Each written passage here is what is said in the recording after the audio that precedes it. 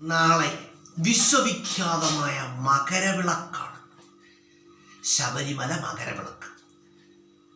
ദക്ഷിണ കുംഭമേള എന്നറിയപ്പെടുന്നത് ശബരിമല മകരവിളക്കാണ്. ദക്ഷിണ കുംഭമേള, ശബരിമല മകരവിളക്ക്. മകരവിളക്ക് മഹോത്സവം ഏറ്റവും കൂടുതൽ കൊണ്ടാടുന്നത് എവിടെയാണ്? ശബരിമല ക്ഷേത്രത്തിലാണ്. അതുപോലെ തന്നെ ശബരിമല സ്ഥിതി ചെയ്യുന്ന ക്ഷേത്രം ജില്ല ഏതാണെന്ന് അറിയാമോ? ശബരിമല ക്ഷേത്രം സ്ഥിതി ചെയ്യുന്ന ജില്ല എവിടെയാണ്? പത്തനംതിട്ട ജില്ലയാണ്. ശബരിമല സ്ഥിതി ചെയ്യുന്നത് ഏതു നദിയുടെ തീരത്താണെന്ന് ചോദിച്ചാൽ ശബരിമല സ്ഥിതി ചെയ്യുന്നത് പമ്പയുടെ തീരത്താണ്.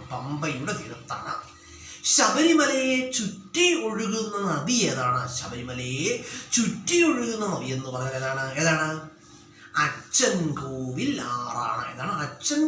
ആറാണ്. സീസണിൽ കേരളത്തിൽ ഏറ്റവും കൂടുതൽ തീർത്ഥാടകർ എത്തുന്ന ക്ഷേത്രം ഏതാണ്? ശബരിമലയാണ്. സീസണിൽ കേരളത്തിൽ ഏറ്റവും കൂടുതൽ തീർത്ഥാടകർ എത്തുന്ന ക്ഷേത്രം ശബരിമലയാണ്. അതുപോലെ തന്നെ ഇന്ത്യയിൽ ആദ്യമായിട്ട് ടെലിമെഡിസിൻ ആരംഭിച്ച ക്ഷേത്രം എവിടെയാണ്? ശബരിമലയാണ്. അതുപോലെ തത്വമസി എന്ന് എഴുതി വെച്ചിരിക്കുന്നത് എവിടെയാണ്? ശബരിമലയാണ്. തത്വമസി എന്ന് എഴുതി വെച്ചിരിക്കുന്നത് എവിടെയാണ്?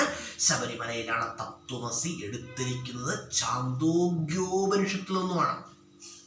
തത്വമസി എന്ന് പറഞ്ഞാൽ ഞാനും നീയും ഒന്നാണ്, ഞാൻ നീയാകുന്നു എന്നാണ് എന്തിൻ്റെ അർത്ഥം? തത്വമസി എന്ന വാക്കിൻ്റെ അർത്ഥം. അതുപോലെ തന്നെ ഹരിവരാസനം എന്ന് പറയുന്നത് ഒരു ഉറക്കുപാട്ടാണ് കേട്ടോ. അതായത് ശബരിമലയിൽ നടയടയ്ക്കുന്നതിന് മുമ്പായിട്ട് ഹരിവരാസനം സോങ് മൈക്കിലൂടെ പ്ലേ ചെയ്യാറുണ്ട് കേട്ടോ. അതിനുശേഷമാണ് ശബരിമല നടയടയ്ക്കുന്നത് കേട്ടോ. ഹരിവരാസനം കേട്ട് ശബരിമല അയ്യപ്പൻ ഉറങ്ങുന്നത് എന്നാണ് വിശ്വാസം. ഈ ഹരിവരാസനം എന്ന് പറഞ്ഞാൽ സ്വാമി അയ്യപ്പൻ എന്നൊരു സിനിമയുണ്ട്. സ്വാമി അയ്യപ്പൻ സിനിമയിൽ യേശുദാസ് പാടിയ ഒരു സോങ് ഉണ്ട്, ഹരിവരാസനം. പക്ഷേ ശബരിമലയിൽ പ്ലേ ചെയ്യുന്ന ഹരിവരാസനം സോങ് അതല്ല കേട്ടോ. ശബരിമലയിൽ പ്ലേ ചെയ്യുന്ന ഹരിവരാസനം എന്ന് പറഞ്ഞാൽ ഡോക്ടർ കെ യേശുദാസിനെ പ്രത്യേകം വിളിച്ചു വരുത്തി റെക്കോർഡ് ചെയ്ത ഹരിവരാസനം സോങ് ആണ് ശബരിമലയിൽ പ്ലേ ചെയ്യുന്നത്. ആ സോങ്ങിൻ്റെ ഒടുവിലായിട്ട് മംഗള ശ്ലോകം ഒക്കെ ഉണ്ട്.